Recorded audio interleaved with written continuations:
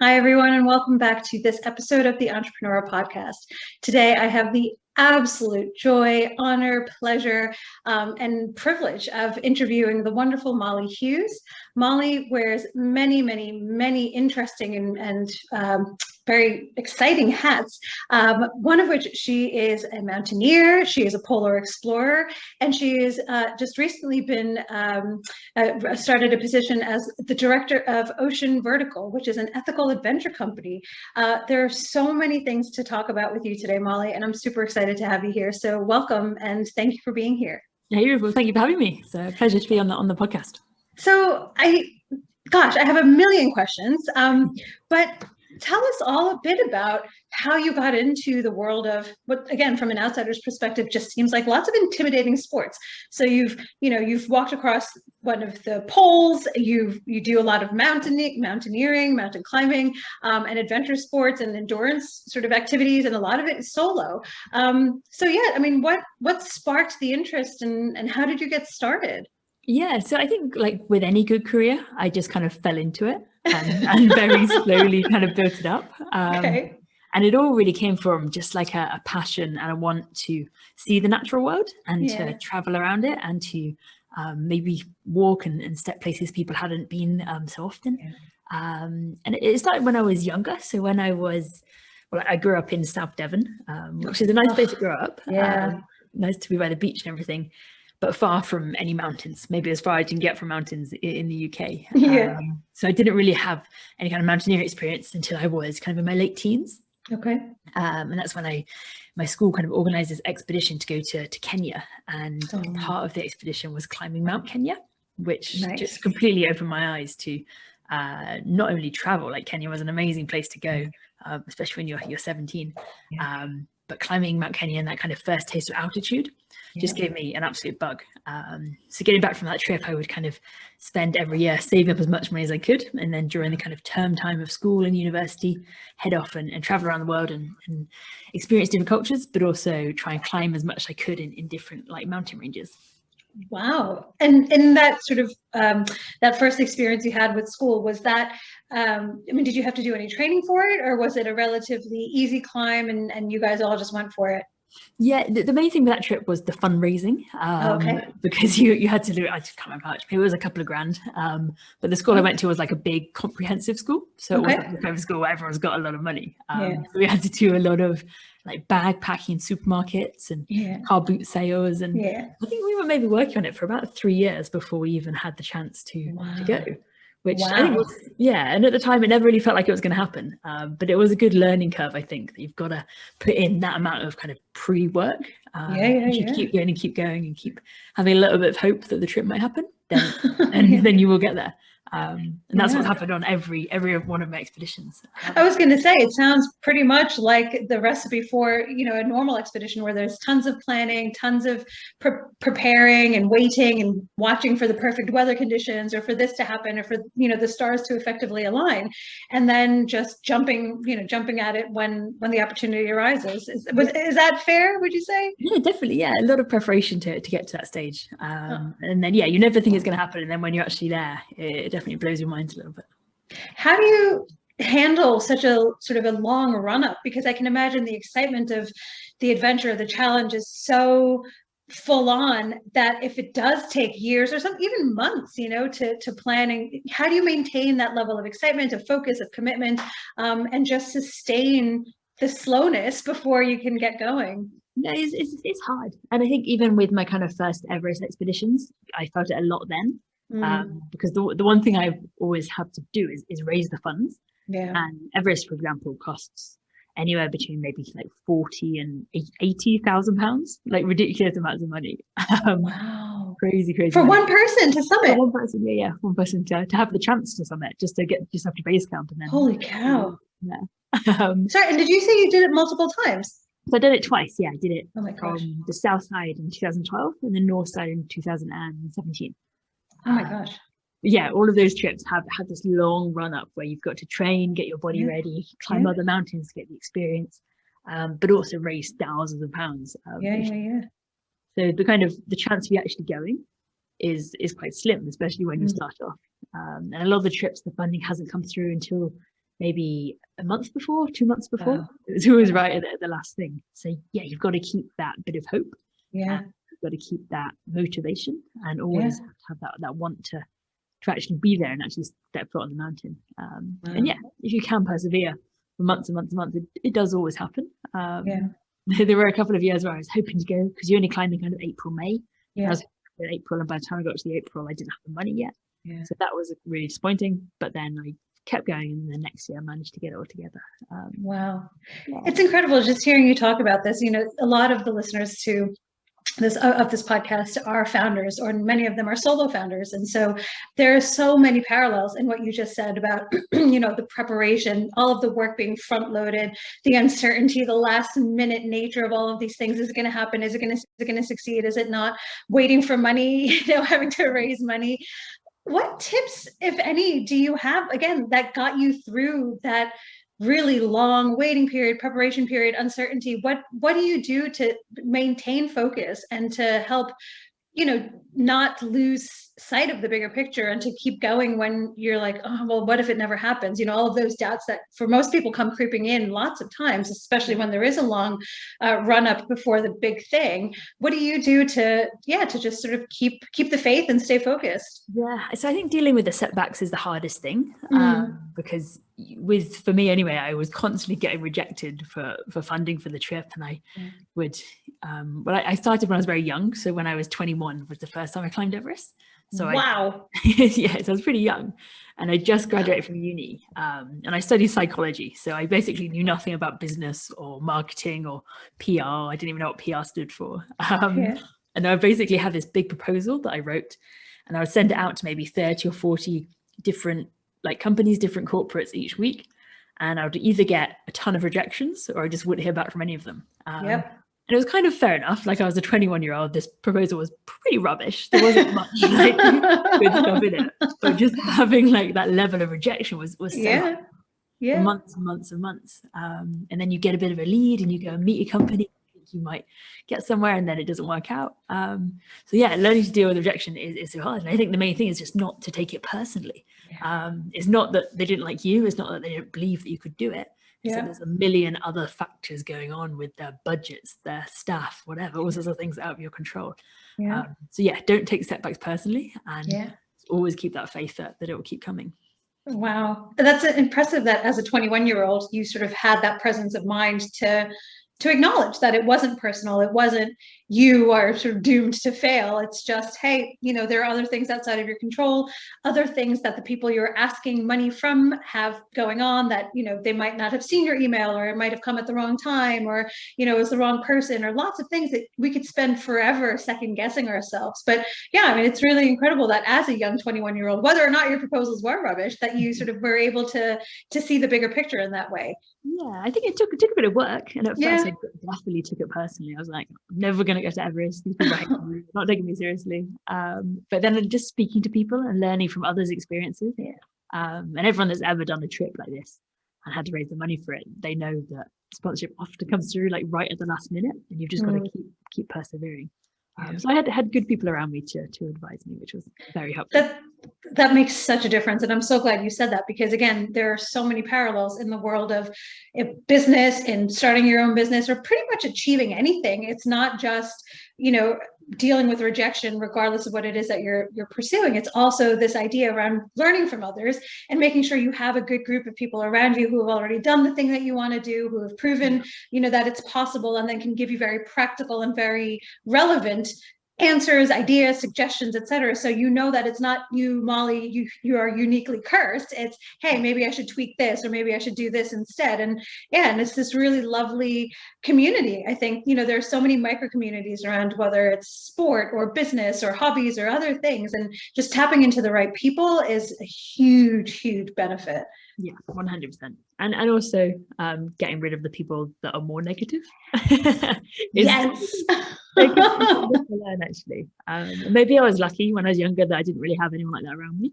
Okay. But when you're older, you find yourself around them. And when you see an idea and they don't, you know, encourage you or support you, then just get rid of them. Like, they're not worth it. I love that. I love that. That is one of my biggest mantras in life, is like, you are the average of the 5 people you spend the most time with. And you don't have time for negativity, for people who are going to suck you dry, who are going to bring you down. But it's really hard, because a lot of those negative sort of life force sucking people are people that have been in our lives for a long time. Sometimes we're related to them. Sometimes we're in a relationship with them, and it's hard to be like, oh, I'm sort of done with you. But it's so important, because at the end of the day, again, it's that influence that they have on your life, on your outlook, on your achievements. And we don't have time to mess around with people who aren't going to help us move forward. And it's a really hard thing to do, to sort of start limiting the time with them or cutting them out of your life. But again, very practically, what did you do, later in life, as you confronted more negative people and realized actually they're not people I want to have in my energy space? Yeah, it hasn't happened to me too often, but when it has happened, yeah, I know, luckily, when it has happened, just take the idea that they're not worth my time. And if they don't support me, and I think maybe one example was a friend who I thought was very supportive of my trips. And then when I proposed this big idea to go to Antarctica and ski solo by myself for 2 months, I mean, it sounds crazy, and that's fair enough. And he basically just said, oh, I don't think you're gonna do it. I don't think you're gonna raise the money. I don't think you're gonna go next year. And that was just such a turning point. I was like, well, I think I'm going to. I'm pretty sure I can do this. I know me. What does he know about going across Antarctica? But I think mostly when things happen like that, it's just the person that's like pushing their like anxieties onto you, or their lack of confidence onto you. And they know that they could maybe not do it. So they kind of think it. So yeah, just get rid of them, I think. That's amazing. And I agree. I wholeheartedly agree. And it's true. It's, what does he actually know about crossing the Antarctica? What does he know about what you're capable of? And I think sometimes we give the people who we're friends with or related to, or, in relationships with, whatever it is, we give them far too much of a say in our lives. And at the end of the day, they don't know anything about who we are becoming. Maybe they knew what we were like when we were kids or when we first became friends, but we've grown and changed and outgrown them perhaps, or they've not changed and we have. And it's important to just be very militant. It sounds horrible, but we have to protect ourselves, because you did then end up going solo across Antarctica. And tell us about that. What was that experience like? Yes, this was 2019, November 2019. Wow. And I started at a place called Hercules Inlet, which is kind of right on like the edge of the continent of Antarctica. So it's where the ice meets the landmass. Okay. From that point, it was 700 miles to the South Pole. Wow. Like 1,100 kilometers. But this trip, particularly, I wanted to do it solo, because all of my other expeditions, I've had, guides, amazing Sherpa guides who, do so much for me and definitely got me to the top of Everest twice. But this one, I just kind of wanted to see if I could actually deal with everything by myself. And completely rely on myself and not always have to like defer to someone else. Because I'm sure it's the same in many walks of life, but in mountaineering especially, I always find if there's somebody around me that's more qualified, usually they're men, you do defer to them for every little thing. Even though you're a good mountaineer, you can do this, make the decision yourself, you just don't have that self-confidence, so you do defer to them a little bit.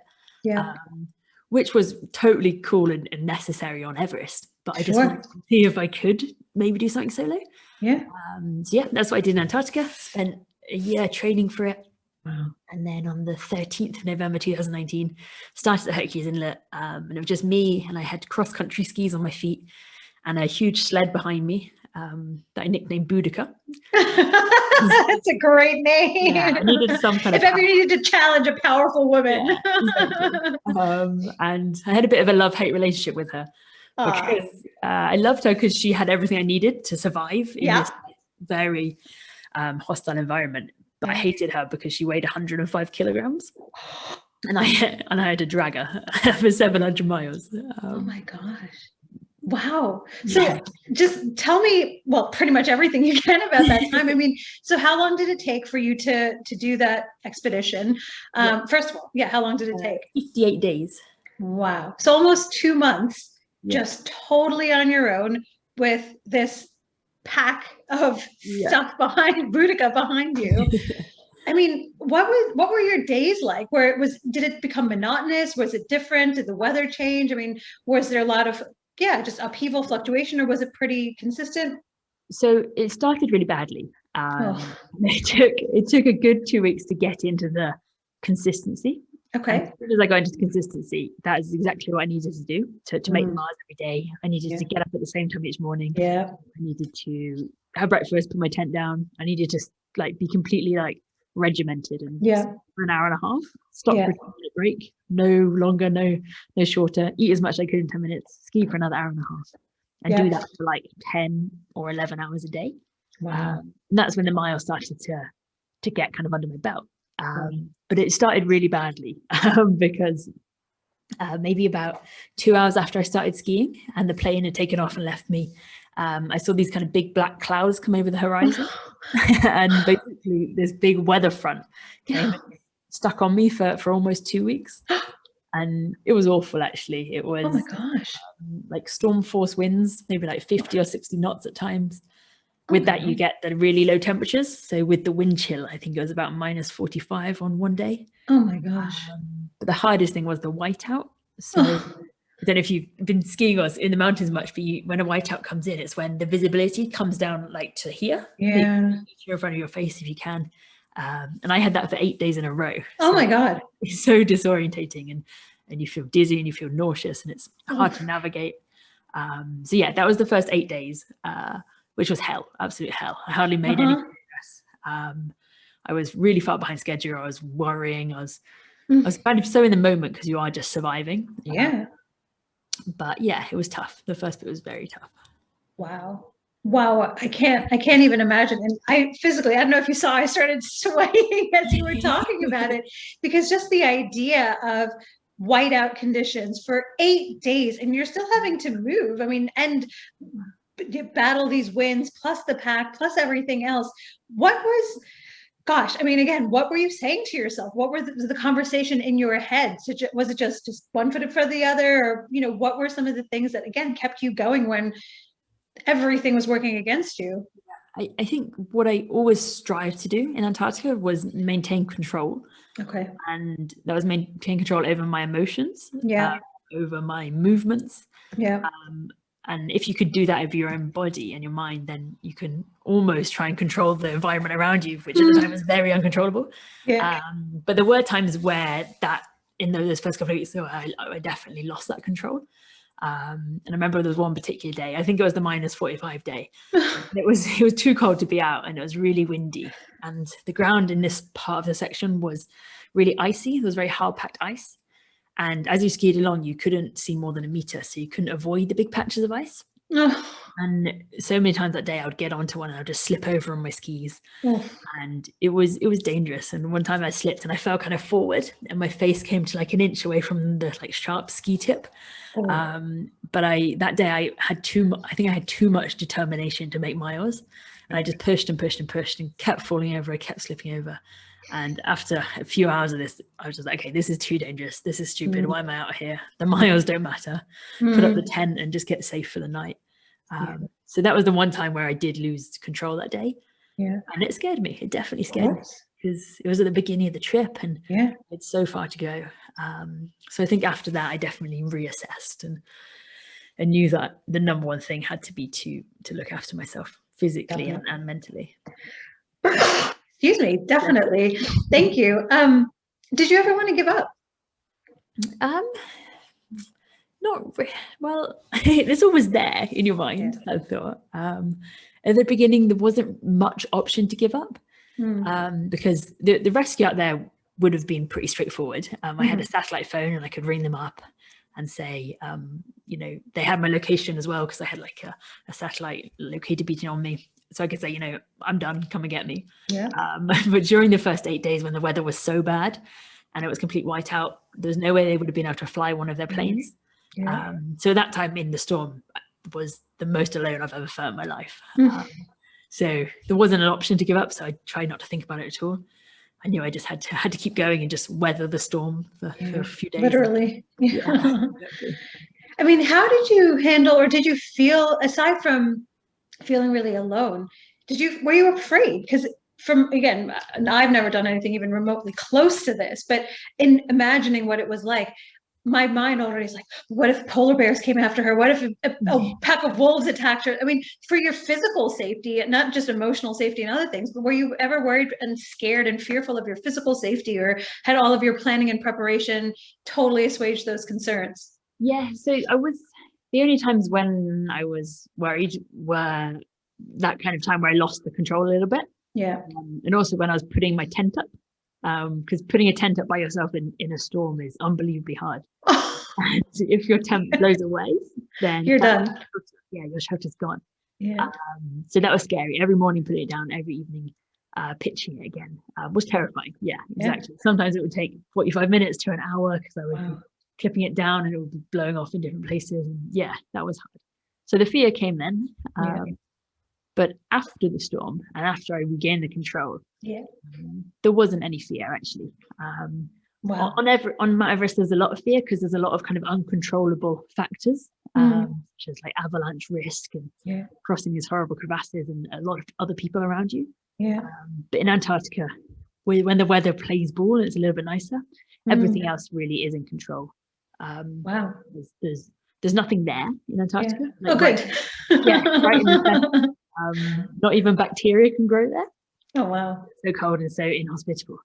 So if you can keep yourself mentally and physically well, you can survive for a reasonable amount of time. That's incredible. And if you've got Boudica behind you. Exactly, yeah. Well, one of the things that really struck me about so many things struck me about your experience. And again, I can't even begin to fathom what it must have been like. But this idea around you creating consistency in habit and starting a regimen, have you found that has been how you do all of your expeditions, whether now, that you are doing more and more and perhaps doing more on your own, is that a key factor in just getting through and making sure that you make the progress that you need to make? I think it was a big learning curve actually in Antarctica. I think I've always kind of done it subconsciously on other trips. But when there's other trips, there's so much more going on because there's teammates around you, there's other people around you, all sorts of other distractions. But when I was on my own in Antarctica, consistency was literally all I had. It was all I had to keep me going. It was all I had to give me a bit of structure. Down there, it's 24-hour daylight. So there's not even the kind of difference between night and day. So you had to have some kind of structure, and be regimented with it. So you got up at the same time every day, and you stopped skiing at the same time every day, or else you'd just, I don't know, you'd just lose it a little bit, I think. Yeah. Well, again, everything is so disorienting. I can imagine that. Having that structure probably keeps you human in a lot of ways and just keeps you grounded to reality. Otherwise, like you said, you could literally lose it and lose yourself in the process, I imagine. Yeah, definitely. I think that was one of my biggest fears, was going a bit mad. Because before this, I spent maybe 7 days by myself in North. But there were kind of, you saw other people in the distance, there were people around. But I guess like in normal life, we never ever spend this much time on our own. Or even like, I don't know, 24 hours because you're popping out to the shops, you see people out your window. Someone's texting you. So yeah, that was one of my biggest worries was losing my head a little bit out there. But actually when I finally got to the South Pole after 58 days, one of the guys that was there, probably the biggest compliment of the whole trip, he said to me, we were just sat down having a chat, and he said to me, "You're the most normal person I've ever seen coming off a 2-month expedition down here." That is a huge compliment. That made me feel good. Gosh. Even I know that's a huge compliment. Good for you. Good for you. And I mean, you've done these really intensely trying, personally, physically trying things. How do you choose your next adventure, your next expedition? Yeah, it's a good question. And I think the last year it's been so hard to plan anything with the pandemic and everything, especially international travel. And actually, since I got back from Antarctica at the end of January 2020, I felt quite content, actually. Okay. Which I've never experienced before, really. I think every time I got back from a trip, I felt good for a little bit, but then I always was thinking, what's next? What can I do that's harder? What can I do that's bigger or more exciting? But this one, I don't know if it's because I turned 30 this year, or which could be part of it, or it might be because Antarctica was so hard and it pushed me so hard, and I was so proud of everything I did. I feel quite content with it, which is interesting. But that's not to say nothing else will happen expedition wise. I'm sure I will find another expedition. Well, it's massive, and I think again, as an outsider, I can imagine the process it's almost, it seems to me, I'm trying to, like, as much as it is possible, imagine what it would be like. And it's almost like without sounding too woo, almost like a rebirthing experience, almost like a meditative experience and a cleansing experience. And you've proven to yourself, first and foremost, what you're capable of physically, mentally, emotionally. Again, that compliment, I think, is probably one of the best compliments you could have gotten about being normal. And I can see actually how that would have almost given you the space to just be for a little while and not feel like you had to chase another adventure, or to force yourself to do anything, or not force yourself, but to like go out looking for the next bigger, badder, harder thing, because it was so massive. I mean, I can't even try to imagine being on my own for 58 days with a 100-kilo pack and all of these other things. And so it's good to know that, for you decided to consciously take that time off and just be and sit with it for a little while. I think that's really, really important, instead of constantly looking to what's next and what can I do to one up myself. Yeah, definitely. And I don't know if it's just the process of growing up. Maybe like in my 20s, I always felt like I had to keep going and keep traveling and stuff. Or maybe it's the pandemic. And it seems like it all has happened at the same, it's sort of like a perfect storm of things, turning a big milestone, birthday, pandemic, this massive achievement beforehand. I totally get it. And it's really exciting to see, though, because obviously you haven't stopped, right? You do a lot of motivational speaking.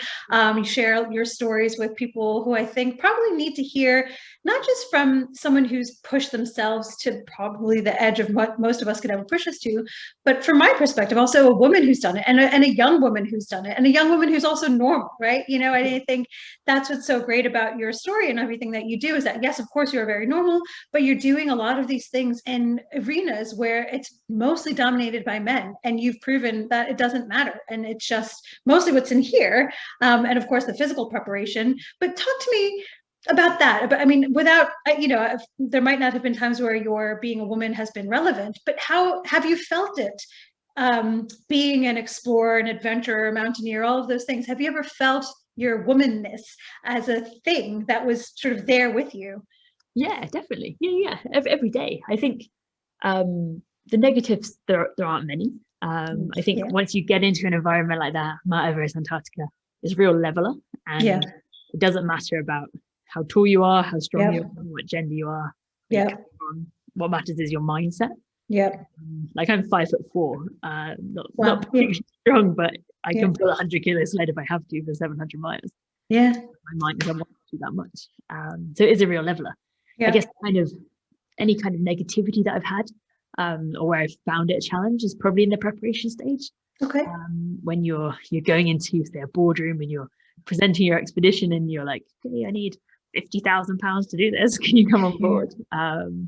And they definitely look at you. And if a company, want to give you that much money, they have to fully, wholeheartedly believe you're going to achieve it. Because if you don't achieve it, then there's no press story, there's no headlines, there's no exciting talks for their clients afterwards. So they have to know and believe you're going to do it. And I always had that thought in the back of my mind, like, if I was sat here as a big strong man with a big beard, would they give me the money right now? Like a big confident man, I'm sure they probably would at some points. But you just got to work around that. And since then, I found companies that I think are more interested in working with me because I am. And they're all about diversifying their marketing and their PR and showing how anyone can achieve anything from any kind of background. I love that. Yeah, it's been nice to use it in a more positive way.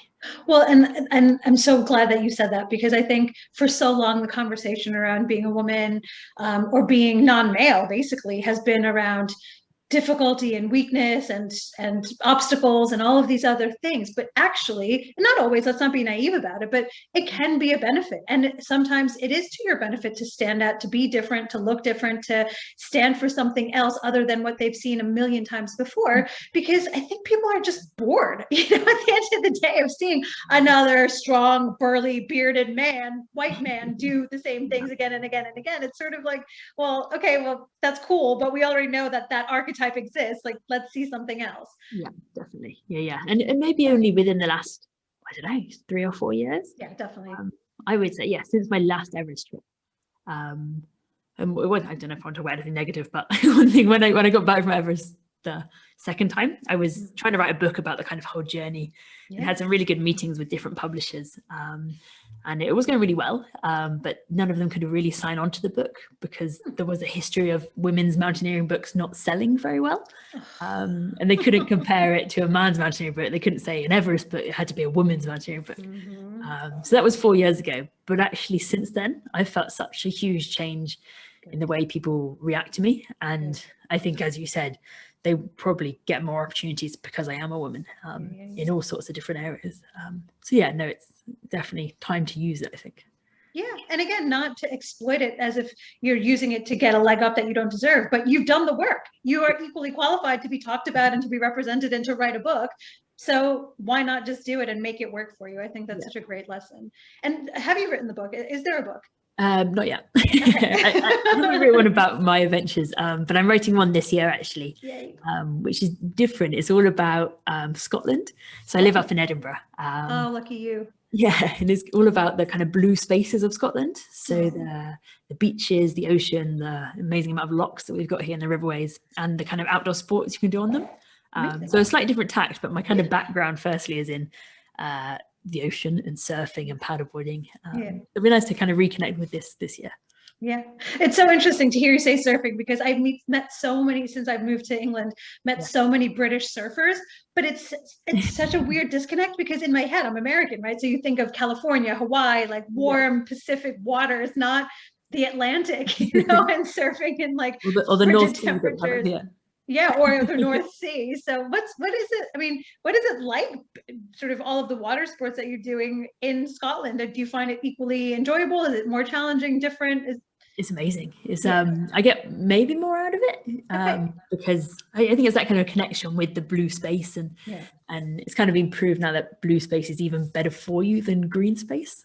Is that right? Yeah, so there's a lot of research into blue health at the moment. And a lot of people are talking about it, like if you live near the sea or you can see out of your window or you spend an hour a day walking up and down the beach, it's so much better for you to like general well-being and mental health. And I feel it, as soon as you get in the sea when you're surfing or just paddleboarding or just going for a walk on the beach, you feel a million times better. And Scotland's got so many amazing coastlines. So lucky. I love Scotland. Absolutely love it. That is actually a picture of the Isle of Skye behind me. Oh, beautiful. Yeah. Sorry, I went on a bit of a tangent because I didn't know anything about sort of blue spaces, and your book sounds I'm looking forward to reading it from your perspective in particular. I'll send you a copy next year. Oh, that would be lovely. Yay, thank you. I'm definitely a book nerd. So anytime someone says book to me, I'm like, oh yeah, tell me all about it. And when can I get it? So we touched very briefly in the beginning about this new position you've taken up as the director of Ocean Vertical. How did that come about? Because so from my understanding, and please correct me if I'm wrong, is, you finished your Antarctica expedition and then, came back, recovered January 2020. And then a few months later, we were stuck with COVID. So what did you do during that, during the pandemic, and how did this position come about? Yeah, so during the pandemic, there was definitely the initial panic that I think probably everyone had. So my kind of main job is as a motivational speaker. So standing on stages, addressing conferences, big groups of people, which I love. But of course, the pandemic hits and you can't meet anyone. We're doing it this way now. But then the kind of online stuff started to pick up, and doing the Zoom talks and the Teams talks. Just spent a lot of time doing that over the last year, which I just loved. It's been amazing to sit here in Edinburgh and had a talk the other day with the group of people in San Diego, and got with people in Dubai in a couple of weeks, and it's just so cool to be able to reach people from the comfort of my own home. Agree. Share these stories and kind of help them a little bit because it's been so hard for everyone over the last year. But then the stuff with Ocean Vertical happened. Basically, I met the guys who run the company, and it's got two founders, Adrian and Stevie, and the company is amazing. It's like an ethical outdoor adventure company. So it's a real kind of push and focus on sustainability within the products that they use and their outlook and their focus. But they do cool stuff. So they take people paddleboarding in the summer, coast steering, which is like climbing along the rocks along the kind of shoreline and jumping in the water. Sup yoga, which we launched last week. What's that? Like doing yoga on a paddleboard. What? So it's like even harder for your balance and everything. It's really fun. Really fun. I was imagine you probably had them quite wet by the end of the class. We actually managed not to fall in last week. I think. Well done. Fear that it was so cold, but yeah. And then That's in the winters incredible. they do. Sorry, then in the winters they do lots of mountaineering up in the Highlands. And yeah, just after meeting them a few times, one of their old directors was leaving, so they asked me to come on board as a kind of third party. So we'll have a third of the shares and become a third director. Amazing. It's a huge opportunity for me. Yeah. So what's going to be involved? What will you be doing? So I guess day to day, I think I'll be taking on more of like a marketing role. Doing more social media kind of stuff for them. Working on partnerships, just kind of shouting about the business. But then also kind of in the future, I want to kind of develop it a little bit and maybe run some overseas expeditions, because that's my passion. That's where I kind of come from. And if I could share that with other people, I'm not saying climb Everest, but just go hiking in the Himalayas or something. So I need to work out a really sustainable way to make that happen, which I'm sure I can. It was a great opportunity, actually. And maybe that's kind of also why I have my kind of sights on home for a little bit as well. No, it seems like it. Like I said, it's a sort of perfect storm of events, global, internal, external, that are working towards, just keeping you grounded for a little bit. Not, I mean, physically grounded for a little while anyway, and maybe even mentally. So these are lots of big things and big adjustments, of course, we've all had to make over the past year. But what do you see happening sort of in the medium term and in the bigger picture? You obviously have got the book coming out, you're starting this new role, but what else is in store for you, Mollie? I've never really been like a big planner, so I've never really been able to like plan 5 years in advance, or even like where I'd be. You can see where I'll be in a year, which is hopefully, if I can get this book written, it'll be being launched this time next year. When you get the book written? When I get the book written. Hopefully launching it this time next year. Great. Hopefully getting really stuck into Ocean Vertical by then and helping them go from strength to strength. Getting a dog in a couple of weeks. Yay. With my girlfriend, which is maybe another grounding thing. No, I'm just happy, just enjoying life up in Scotland, and all feels good. That's so lovely to hear, especially on the tail end of what has been an incredibly challenging, doesn't even do it justice, an incredibly disorienting year and some change for all of us. It's so lovely to hear how you've made sense of it and also have contributed during it, right? You didn't just sort of shrink into a cocoon and curl up in the corner and sort of disappear from the world. You went out, you helped others, you shared your experiences, you helped others get through a very trying and disorienting experience. And now you've got some really exciting projects up ahead. It sounds brilliant. Yeah, no, absolutely. I'm looking forward to getting stuck in. Yay, good. And all by the age of 30. That's very exciting too. Again, milestone year for lots of different reasons. Yeah, definitely. Oh, Mollie, well, this has been such a joy talking to you about this stuff. And everything you've shared, I think, has been so valuable, because it's not just about mountaineering. It's not just about being, doing expeditions. The life lessons, the mindset lessons, the resilience lessons, all of the things that you've shared with us are so practical, regardless of what you're doing in your life, whether you want to climb Everest or if you just want to climb a corporate ladder, or create your own ladder in a different environment. It's been hugely valuable, and also just really interesting hearing about it from your perspective. So thank you. Okay. No, thank you. Thanks so much for having me on. It's been and before we leave each other's company, are there any sort of final or sort of closing sentiments, ideas, tips, best practices, or anything that you would like to share with the audience? It's a good question. We've covered so much, haven't we? I guess we've covered the last kind of 10 years of my life or so. Pretty much. So I think if people have these kind of big ambitions, definitely just go for it. Like, no matter how big, how crazy it sounds, no matter how many people tell you shouldn't do it, it's totally worth it, and you can get there just by persevering and basically just putting one foot in front of the other, and you will get to the end. So just go for it if there's something you really want to do.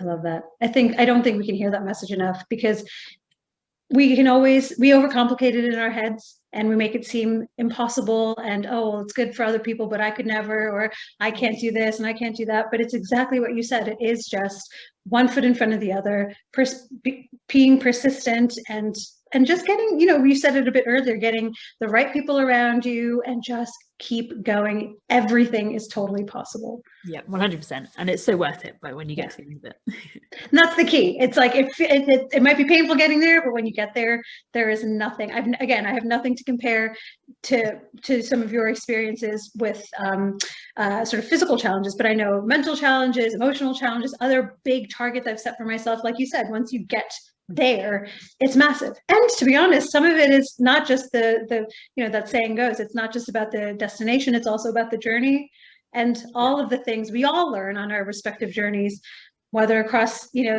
the Antarctic and whiteout conditions, or across our own sort of career progressions or parenthood or relationships or whatever. The journey teaches us so much, and those lessons are so valuable. So thank you. A pleasure. Thank you for having me. And Mollie, if anyone wants to check you out, or, you know, keep up to date on what you're doing, and also Ocean Vertical, where's the best place to find you? Yeah, so I've got a website. So my website is just molliehughes.co.uk. Perfect. Social media, I'm on Mollie J Hughes on Twitter and Instagram. And then Ocean Vertical, yeah, just give them a Google. And if you're ever up in Scotland, come up paddleboarding. Well, lucky for me, I've got family in Scotland, so we go up in normal times 2 to 3 times a year. So hopefully we'll be able to do that soon. Okay. Well, maybe we'll get you out for some sup yoga. Oh yeah. I will definitely be the one person in the water all the time. I'll need like 2 wetsuits just to keep the chill out.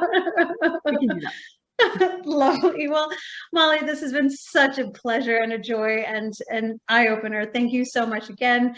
And thank you to all of our listeners for being here on this episode of the Entrepreneur Podcast. I'll look forward to speaking to you next time. Bye-bye.